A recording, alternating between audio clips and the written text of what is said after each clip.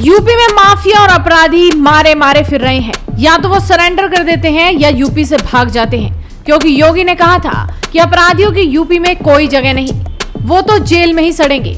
और ऐसा ही हो भी रहा है। अब आप मुख्तार अंसारी को ही देख लो। एक वक्त जिसकी पूर्वांचल में तूती बोलती थी, अब उसका पूरा परिवार योगी सरकार के एक्शन की जद में आ चुका है।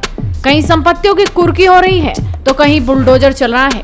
लेकिन यूपी के माफियाओं में एक नाम और भी है, वो है अतीक अहमद का, जिसके बारे में कहा जाता था कि उसकी आंखों में देखने भर से आदमी के अंदर खौफ भर जाता था।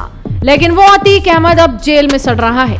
यूपी की जेल में न सही, अहमदाबाद की जेल में ही सही, लेकिन अगर यूपी की जेल में मुख्तार अंसारी की तरह उसे ले आए तो ना जाने उसकी क्या हालत होगी।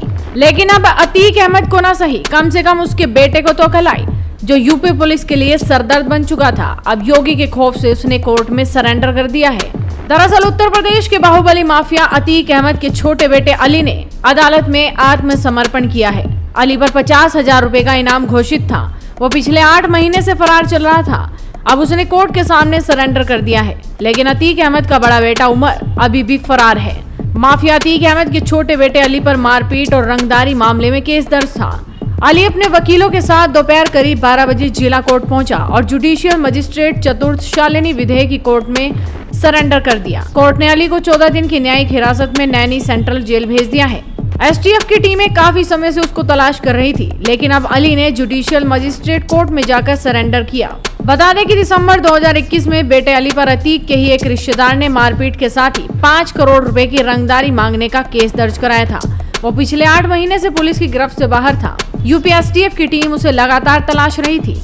अली की तलाश में एसटीएफ की टीम ने कोलकाता में भी छापेमारी की थी, लेकिन अली वहां से फरार हो गया था। अली ने सुप्रीम कोर्ट और हाई कोर्ट दोनों जगहों पर अग्रिम जमानत याचिका दायर की थी और गुहार लगाई थी कि उसे अग्रिम जमानत दे दी जाए, क्योंकि उसकी कानून की पढ़ाई में भी बाधा आ रही है। इस पर कोर्ट ने उसे साफ कहा कि कानून का छात्र होकर भी आपने कानून तोड़ा है तो आपका मामला इस स्थिति में अग्रिम जमानत के लायक नहीं है। दोनों ही अदालतों से उसे बड़ा झटका लगा था। कोर्ट ने उसकी अग्रिम जमानत याचिका को खारिज कर दिया था।